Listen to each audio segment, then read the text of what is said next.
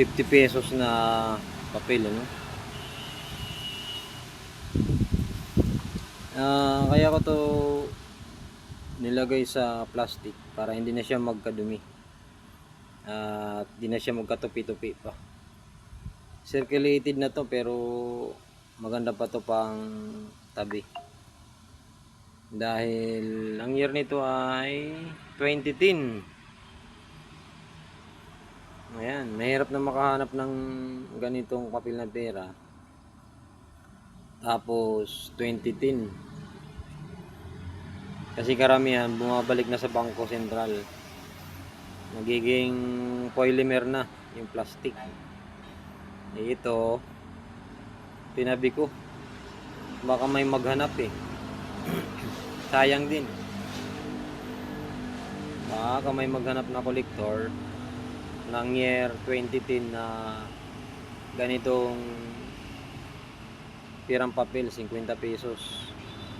Na ang signature is si Aquino pa. Ayan o. Luma na. Pwede pa naman to ibili kasi tinatanggap pa naman to hanggang ngayon, pero nung nasukli to sa akin, hindi ko na siya pinakawalan. I-add ko na lang to sa collection ko kasi balang araw may maghahanap ng mga ganitong year, tapos ganitong papel na pera, 50 pesos. May tupi na to sa gitna, pero okay pa naman kung idadagdag sa koleksyon. Kasi mahirap na makahanap ng sobrang fine condition ng mga ganitong ano. At ano na siya no? Year 2010 pa. Pero pwede pa siya ibili Hindi ito rare, hindi ito hard to find. Meron kang mga makikita pang mga ganitong 50 pesos na mga ganito ang year. Pero ano na siya, yung sobrang gamit na ba. Hindi gaya nito na okay pa. Yan. Balang araw may maghahanap din ng mga collectors ng mga ganito. So itatabi natin to.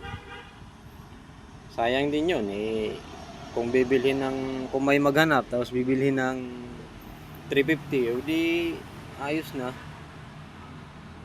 Kasi circulated naman na siya, hindi naman na siya uncirculated. Kahit bilhin lang to ng 350, ibibigay ko na kung may maghanap at hindi natin alam kung kailan. So, tatabi muna natin year 2010 na 50 pesos.